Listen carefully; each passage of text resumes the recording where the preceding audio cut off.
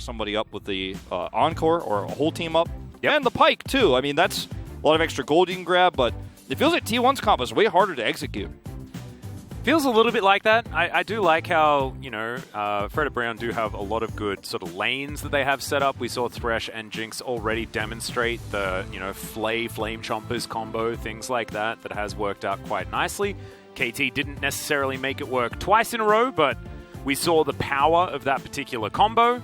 But, the scaling for T1 is also pretty fantastic. They have a very clear front line in the Scion that will be a better tank than the Renekton. But it will mean that T1 do have to play a slower style, and we'll see whether they can just... Slow and steady might just win the race here in this particular game, and if they can stop their top lane from falling too far behind with the fact that Taliyah Renekton is so strong. Controlling Drake fights and then ending games early. They have a pretty quick average game time on wins. So playing a comp like this just doesn't, fit the bill for them. It's not what they normally like to do, and it's definitely not the style they like to play with Closer. Yeah, well, that's going to be a pullback. It's Delight already down very, very low. Pops the potion. He's burning down as we've got rockets being traded back, but definitely some good aggressive play to start this one off for T1. He's clear, but it's just going to be pretty even as things go, as the Lantern going to be taken in from Henna on the bottom side, but does have to flash to get on top of it. And once again, T1 putting on a whole bunch of extra pressure. Real high chance that we're going to see a potentially first kill of the game here. If he's not. Smokescreen is going to connect here as Erna just happy to walk over the rocks right now. There is going to be the Rift Scuttler collected by Umpty, who does have to flash to get out of the way of Zeus' ultimate. And we've got 5 people fighting for the Rift Herald. Should mean that Gumayusi does get himself even more of an advantage on the bottom side of the map. Fred and Brion certainly putting a lot of eggs into this Herald basket, as it looks like T1 don't want to give this one up without a fight, as Umpty secures it. And he is going to be pulled back. There's the Encore as well. Gets a fair bit of value as now Umpty gets back, gets the heal from Henna, and makes it to relative safety. Closer is now eliminated as the Emperor's Divide is put forward. First Blood going over to the Thresh, as there's the flash out from Zay, as you saw Henna trying to get to that wall to flash over, but isn't quite able to. Gumayusi gets it. Carrier, can he actually get that money for himself? The answer is absolutely yes. And now Hoya should be able to try and challenge as the hook is going to connect. And there we go. Goodbye. 1-for-1 trade there, but getting rid of Umpty, probably more valuable than getting rid of Carrier. He wanted his cut. He wanted his cut. There's a lot of potential. That's heal and flash out from Gumayusi, is now Carrier coming on over. Looks for the Bone Skewer. It is actually going to go over to Delight, who gets a double flash. Flash out there from Owner as well, as Carrier now having to create position. As Hoya's teleported in, Gumayusi's well and truly dead as Umpty grabs that one. A playback onto Closer as well, who's completely separated from his team. A beautiful hook from Delight and a double kill for the Fred and Brion jungler. I don't know what Umpty had for breakfast this morning, but it must have been good. And this was a great bait from Fred and Brion as well. Like, they knew, okay, we've already gotten Gumayusi's flash and his heal. Now we're going to make this trade happen because we have teleport. Bone Skew is good. Yeah, that's a nice one. Rift Herald, though, is going to come down to try and deliver. This actually could be way more kills, too. Yeah, flash underneath the turret. They just eliminate the Graves as now Carrier finds himself on the wrong side of his base. Another double kill. Unofficial Quadra at the start of this game. Can it be the unofficial pentakill at 11 and a half minutes? Insane here. And you have the Rift Herald. You get those. You're going to get those. I don't know what else to say. T1 looked defeated, Zeus head in his hands. They could have won that series, but now we're looking at maybe an 0-2. Oh my god, hooks him out of the air, and Carrier is destroyed. Gumayusi wanting to try and catch up with him, but the damage has already been done. There's the Super Mega Death Rocket, and there's the wall ride, as Owners just delivered silver platter to this Taliyah, who just flashes on top of Gumayusi.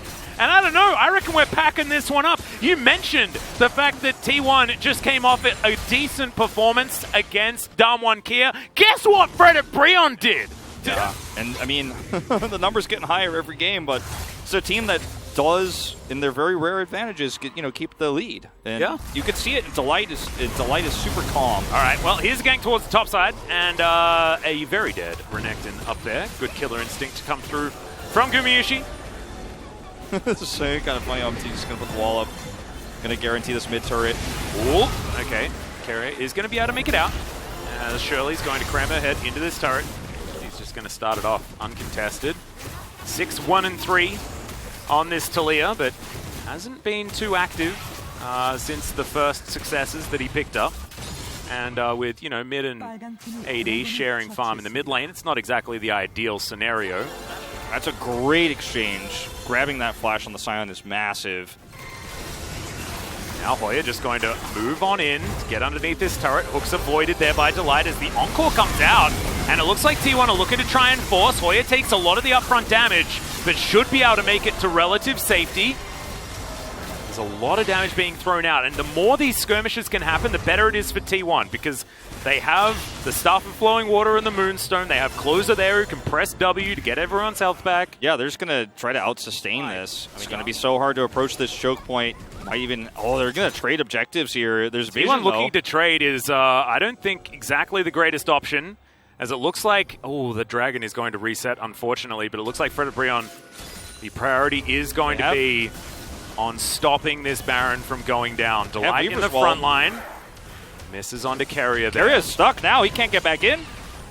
This is actually a huge opportunity for Fred Brion. Weaver's Wall. He can find a flank as Hoya off to the side. Does get a few knockups, and the Scion is taken down before he can even taxi his way forward. Henna is going to be eliminated, but Gumayusi suffers the same fate, and T1, they have to peel away the Baron, and they lose the fight. Now they'll lose the Mountain Soul. This was such a bad decision, I feel, for T1 to actually try to commit here. You can't make a trade like this happen, especially when they have the ability to close in on you like that. Then Carrier's on the flank. He gets zoned out. The Weaver's Wall was available, and they knew that. And yet still tried to make this play. They don't have an insanely fast clear time on the Baron either. Sure, they have the tankiness like you were talking about to maybe try to turn a fight, but when you're getting cut in half like that, Fred Brion have had the more successful exchanges on these objective fights. I mean, they have all four. Yeah, exactly. Okay, they're actually now going to just make this started play. off this Baron. There's the wall to be set up. Gumayusi. Unfortunately, the Killer Instinct comes in, but the Lantern is once again there, and the Baron just stolen away. But now the team fight comes in. The Encore only lands onto one, but that's a lot of Scion value as Henna has to flash, but does make it to relative safety. Uses his whole health bar, but that's enough. And Void Seeker not going to do it either. So Fred Brion, successful heist of the Baron, and they also get rid of the bodyguard. The execution of this fight was so well done. Hoya has a stopwatch, so he's able to come in, block everybody else out after the Weaver's Wall comes through, and sure, a few of the members of T1 do spill through, but they actually out-survive. Area looking very scary right now. There's a control word there. Careful. Mini Waves sort of going into the void right now, as there's a teleport from the Scion. Okay, here we go. We're flipping. Looks like T1 are going for a last-ditch effort right now. Hoya is going to have to slice to get himself out of the way. Good Bone Skewer is going to connect as the Charm lands only onto the Renekton. Henna trying to get the autos through as they trade tanks in the front line. Still, the Elder Drake is amongst the fight. Umti going to get turned on. Does have the Zhonya's, remember, and they just destroy Ona. That's in fact just Umti that explodes him by himself. He has 10 stacks. The guy is actually insane. He's got so much damage this game. You can't challenge that. What he are you also doing? had a Zhonya's. Yeah. So he was probably going to be fine anyway, as the Elder is now going to get secured by the Azir of all people. Scoops up Gumayusi. And I have a feeling we've done it. It's the 2-0 for Fred Brion. Look at the damage. Once again over one of our top teams. Look at the damage here from the Azir in this late game fight. And T1 just could not set up for this. Tanks are traded, and then you challenge. One challenged Humpty. 10 stacks on that Dark Seal. 9-1-5, dude. I mean, why challenge that? I mean, there's a lot of things went wrong on that fight. Here we go, Atlas. It looks like we are going into the last fight of this game. An 0-2 for T1. It's just a last-ditch effort there from Zeus, who's now going to try and keep these minions busy as best he can. Carrier doing the same thing as now Ona is going to come back in. Collateral damage used mainly on this minion wave, but my god, the damage. Jinx rips through turrets. She rips through the Nexus. On this squad today, Fred Brion looking real good. It definitely wasn't Yarong who was doing a whole lot of work. That last team fight especially. But you can see, like, that was a flat line of gold for Fred Brion throughout most of that game. It was 15 minutes or something of just a 4,000 gold lead. But they managed to make the game exactly what they wanted of it at the end. They secured, I think, every Drake this whole series. And I don't think the comp that T1 was running was that great for any aggression, right? Like, it's hard to initiate fights with when you're slightly behind as well and their opponent has a Mountain Drake with the Seraphine, because you don't kill anybody right away. And then you're like, okay, well, my Pyke has to flank, and that's really hard to do. And then where's the damage going to be? It's too hard to fight, like, straight up front to back. And then the scaling that comes through with the Azir just crushes you. You're really caught between a rock and a hard place with this comp, and it just doesn't work at the end of the day, unfortunately, when Fred and Brion just play the safe. Because it's great defensively, but if Fred and Brion never just all in on you or try to fight you straight up, you don't get to have that defensive fight, unfortunately. And that's what I really respected about Fred and Brion's play in that second game. Yeah. Thank you very much, guys. And Fred Brion closes out the night with a very clean 2-0 win up against T1. Gorilla mentioned that Pyke should be picked into Thresh, and that really happened on the side of T1. And Pyke can win trade really hard in the early game with that hook and the hail of blades proc. But T1, I think today in general, they were not trying the comp that really fits them well. T1 is a team that has to play around the top lane, but this time around, they put closer on the Seraphine duty and also Sion on Zeus. So this is not the T1 that we used to know. So they kind of gave up the priority on the top lane. They were some late game potential with the utility coming from Seraphine and their massive damage output from the bottom duo. And T1 was able to find some value from Pyke in the early trade, but still Thresh combined together with Jinx was really strong, and T1 had no kind of way to break them down. Overall, T1 was not able to get any kills compared to the duration of this game, so they were not able to get any meaningful value of their draft, whereas Fred Brion was really bold with the way they kind of used their ability, skills, and map decisions. Well, at the end of the game, was kept saying, well, I'm so sorry guys, my macro was so bad, but still was doing a fantastic work throughout this game. So let's take a look at this unofficial pentakill secured by T1 was looking for a setup for it, 3v2 fight, but Kai'Sa started off with a blunder. And then let's look at this here. Kai'Sa ults in onto the trap of Jinx. That's not the engage that Kai'Sa wants to look for, but still he got interrupted because of that E skill of Jinx, and then with the teleport back up, Bro was able to turn this around. So secured 2 kills already, and then Fred Brion pushes the issue forward. Very clean turret dive up against T1 player, pulled off by Fred Brion. 10 out of 10 for this turret dive, because the way they juggled the turret aggro and the way they kind of allocated the damage was really on point. I think based on the performance we saw, I think this is only the beginning for Fred Brion to hit the higher ceiling later in the split.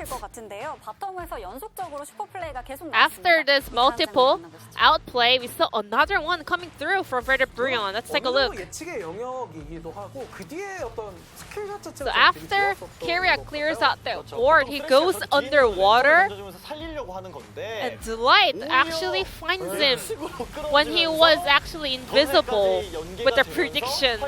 And then a clean follow-up engage coming from Hena was enough to lock down that kill, and then we had a backup from Talia as well. And then today, he was so decisive, locking down those kills. As you mentioned earlier, Graves is a champion that gets a lot of work done in skirmishes, but T1 what used to be a team that plays around the top lane based on the priority in the laning phase. But we had a lot of actions breaking out on the bottom side of the map, and Fred Brion was able to actually keep control on the right-hand side of the map. And Fred Brion picks up the 4th victory of the split, and POG will go over to once again. Another back-to-back solo jungler POG for today. 킬각률 83.3%. 확실히 약간 I 프레디 think today, 브리온 경기를 보면은 watching Freddie Brion's performance, they have a slightly different kind of playstyle, and we can see that all 5 players are trusting each other. We had a very strong bond within the players. And because of those kind of relationship, I think Freddie Brion was able to pull up some plays based on their trust. Well, but sometimes those kind of attempts can fail, but still, Freddie Brion, they are always on the same page. Whenever it's risky or safe, they always try to pull off a play with the same mindset. And that is the reason why Freddie Brion can put up a great fight up against a stronger team in the LCK. 5 out of 9 votes secured by and Delight was able to pick up the rest of the votes as well.